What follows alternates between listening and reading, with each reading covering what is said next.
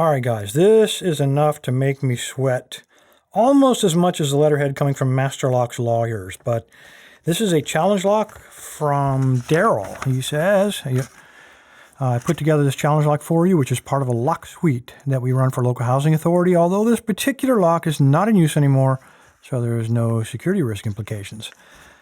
This is the interesting part. My wife and I enjoy watching your YouTube videos. Lock Lab's turned into a family affair. That's great. From the United Kingdom and are a Patreon of the Lock Lab. I look forward to seeing you have a go at opening our challenge lock in a future video. All right. First of all, thank you for watching the video. And secondly, thank you for being a Patreon. I really do appreciate it. All right, what do we have? We have a locksmith assembled Anker, not like part of a ship, but A-N-K-E-R. I've never seen one of these. The keyway, man, you can see right through there. It's like huge, huge opening there. I won't have any trouble getting picks inside of there. No weirdness on the sides. Well, maybe a little. No, that's just smudge.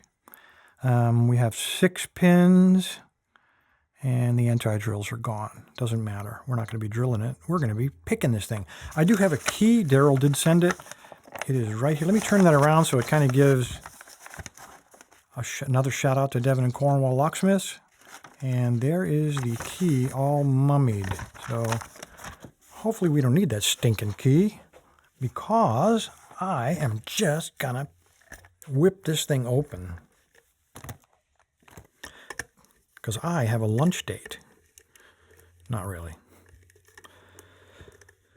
Okay, find a tensioner. Now it is pretty wide open, but tensioning may be a little bit of a challenge because of that piece of warding right there at the top. I'm going to have to go in kind of cockeyed. Maybe if I can shove that in there. That ought to work. That's what we're going to use. It's the white one, the 1 millimeter. And since I like doing things backwards, I'm going to go counterclockwise. Let me grab a 25,000th rake and let's rake up a false sad.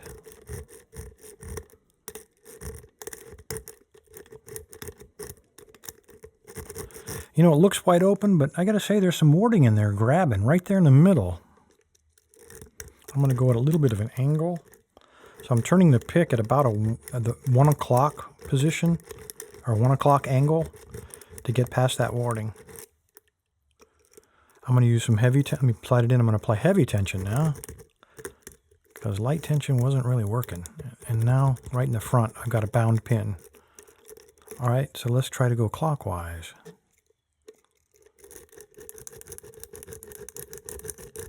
Which hopefully would mean the binding order would change. And it wouldn't be the one in the front that would bind up first. Come out of there. Okay, I did hear 2 things drop. Let's try that again. So maybe this is working better than I thought.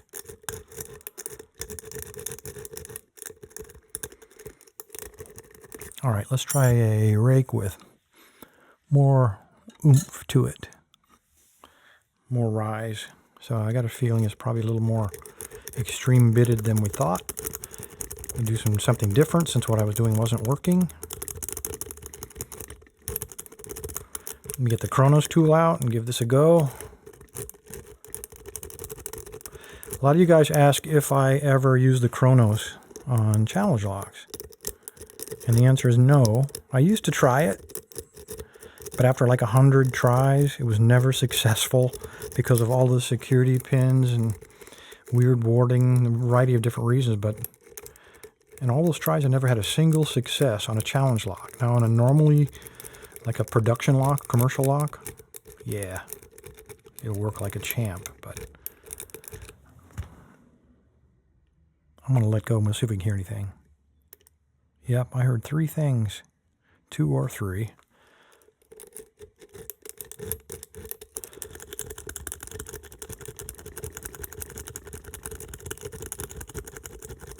Okay, my tensioner's coming out. I can feel it.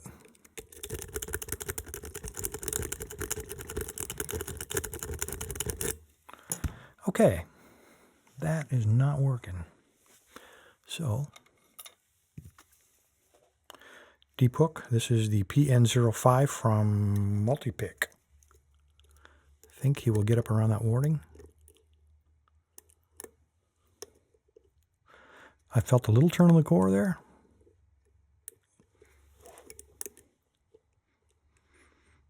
All right, he is not. He's a little bit too wide, I think. That warding is grabbing him. So let's get the same thing except in 15,000th.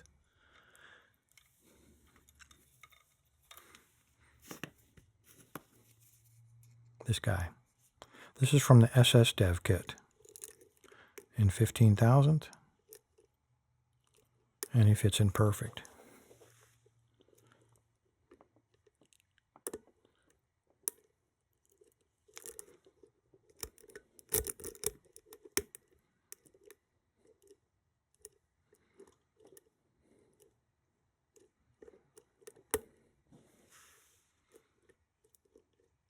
Nothing.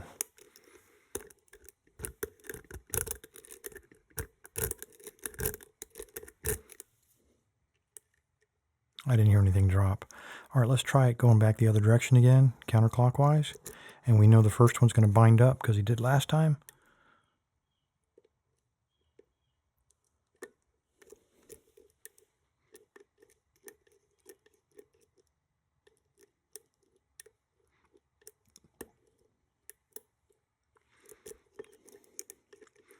I'm not feeling any super springs or anything like that in there.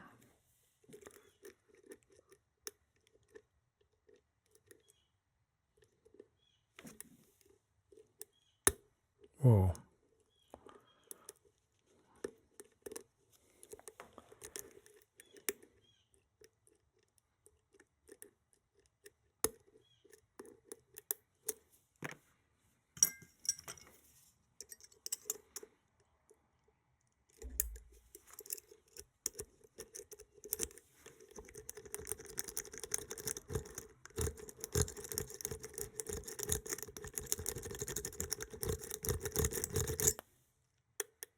Okay, I heard 2 pins drop, so that was working better than I would have thought.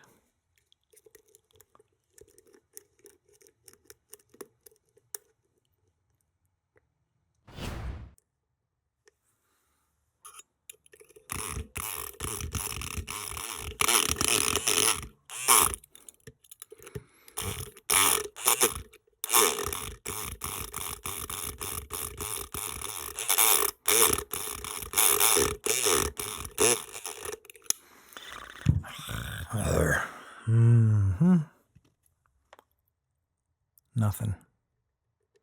Well, I didn't think it would work, but I'm running out of options here. Let's try going in with this guy. Maybe I can bully some stuff. Heavy tension. I can tell you that's probably not going to work, but I haven't tried heavy tension yet.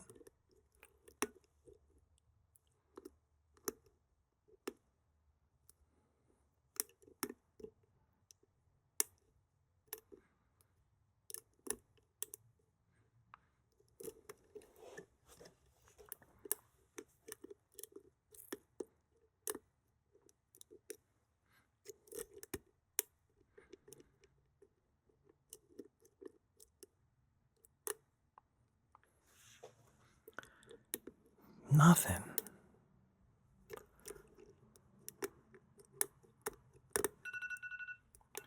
Crap.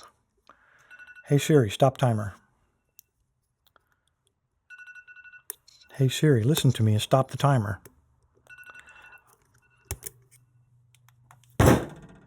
There, that stopped it. Just joking. All right. Whipped again. Oh man, this is turning into a habit. But let's see what we got in here. Hopefully it's something creative and innovative. If there are trap pins, I certainly didn't find them because I got nothing out of this lock. Nothing. I got the tiniest of what I thought was a fault set when I was raking. I think it was on my second 10-minute attempt, but that's it. Every time I released the tension on this lock, I would hear at least what sounded like about 2 pins, maybe 3 dropping. Doesn't mean they were at the shear line, but it means they were binding up. But I certainly couldn't feel it with any of the picks that I was putting in there. So I don't know what to make of this. So definitely a whipped. And coming from a locksmith, I should not be surprised, I guess. Let's go ahead and take a look and see what Darrel's put inside of here.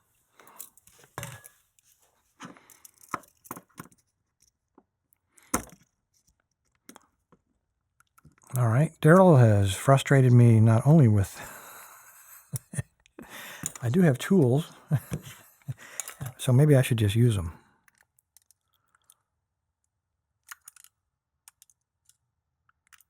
If I can get them in there, there we go. Okay, I had to bend it, but that may be enough to get that clip off, yeah. All right, tools do help. We do have a key, because I certainly can't pick him. Let's go ahead and pull the key off and see what Darrel's given to us. I don't want to tear the business cards.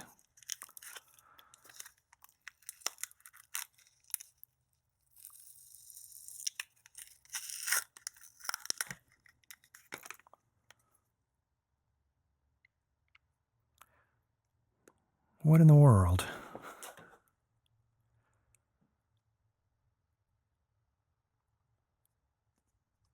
Guys, this is like 2 keys.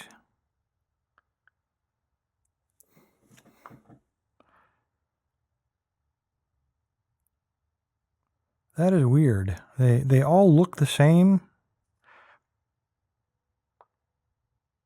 but the peaks are different. There are peaks on the left side of the key, but no peaks on the other side. It looks like a key was somehow ground and then another peak, then milled away and another piece of key was put in there. And how they did that, how Darrel did that, I can't begin to tell you. Maybe there's a double row of pins in there. We're going to find out. Wow. That's really tight going in there. But it works. It is very tight to turn it as well. It gets kind of hung up right about there. I mean, it works perfectly, but that would have taken away from feedback. I don't know if that was by design or not. All right, I'm going to turn it to right about that angle because we don't want the pins dropping down the side of that crack. I'm also going to shim it.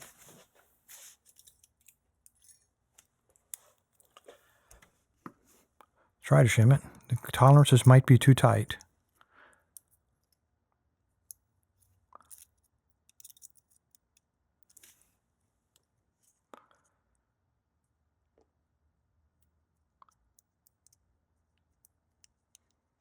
It's really tight, as it should be. I'm going to turn the key a little bit now, and now it's definitely pinching that shim. Really tight tolerances between, oh, there we go.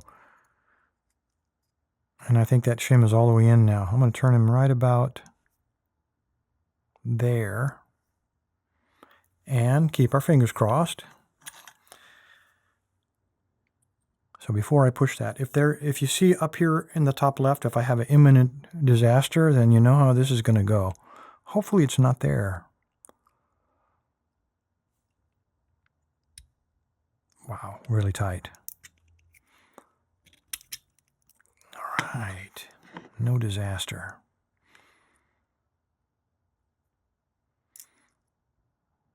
Whoa, I did not see where that came from. Let's put that, okay, there's where he came from, right there. All right, we have some wafers on here. So when I pulled that out, the wafer fell off. So let's go ahead and dump these with the key in it. We'll start with number 6 because that way I can hold on to the bow of the key. So number 6, standard, 5, standard. There's our first wafer on number 4, 3, 2, Okay, there was only one wafer to throw me into full panic mode.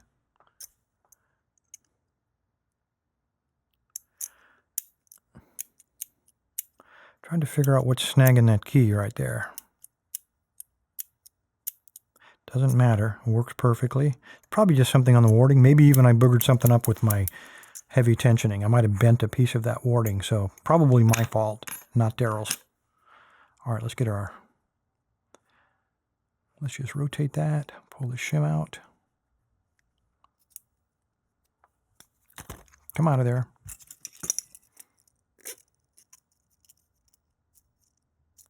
Just leave it, Bill. Just leave it.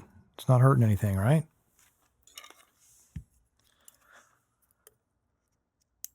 Yes, it is. All right, there is a commercial serrated. And that core has that shim pinched. There we go. There I get it. Tweezers, tweezers, tweezers.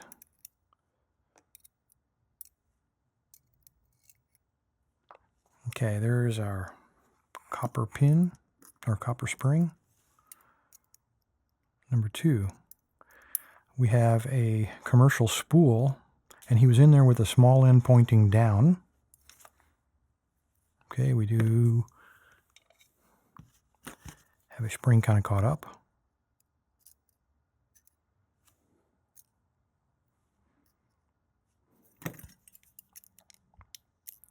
Number 3 really shot out of there. Another serrated.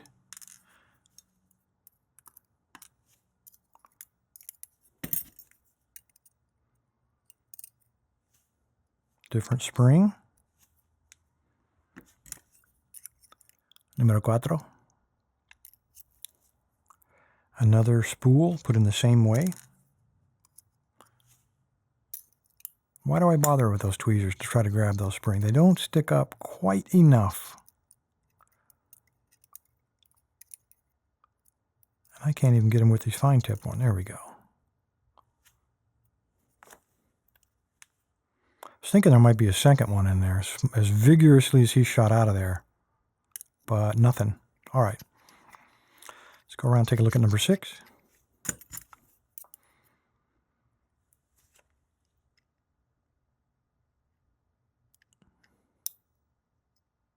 Okay, there's one. Again, he's put in the same way, with the small end pointing in, fat end pointing up.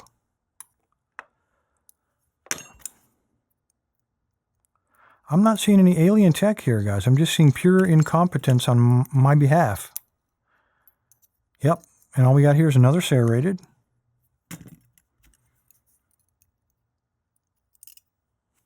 Another standard pin, or a spring.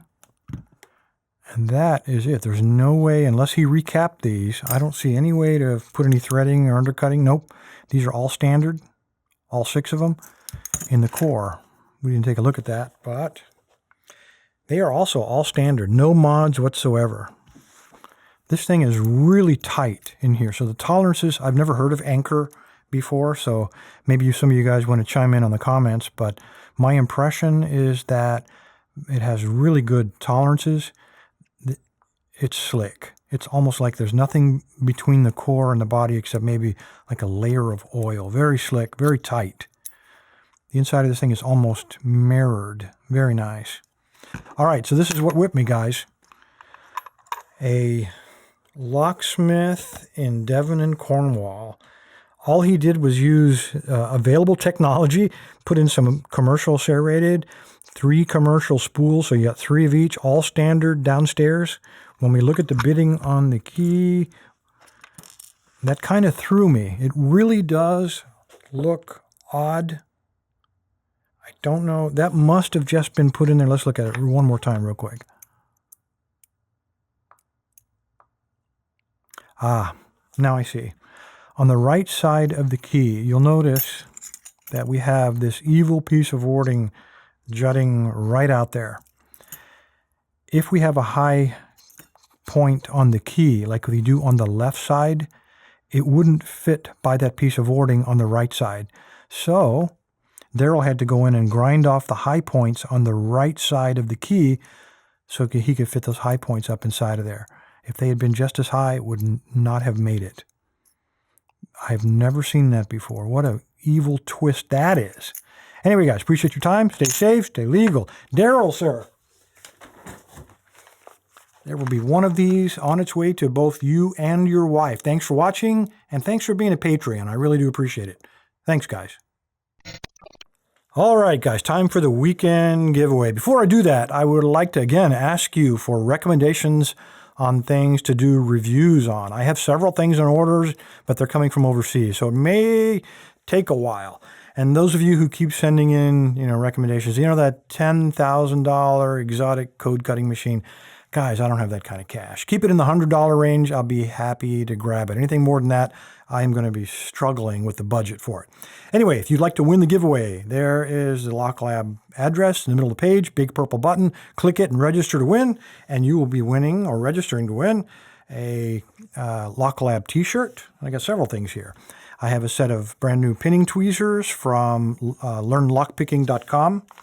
I have a brand new set of core killer keys from Sparrows.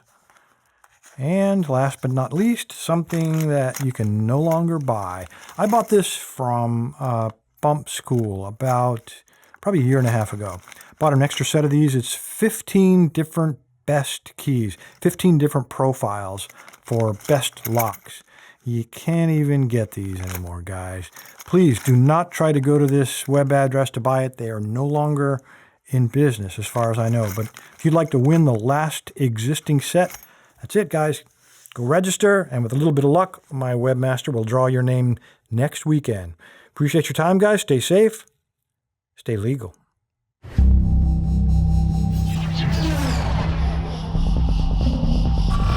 If you like what Lock Lab's doing, you can really help me out by subscribing, hitting the like button, and of course sharing it on Facebook and Twitter. Thanks, guys.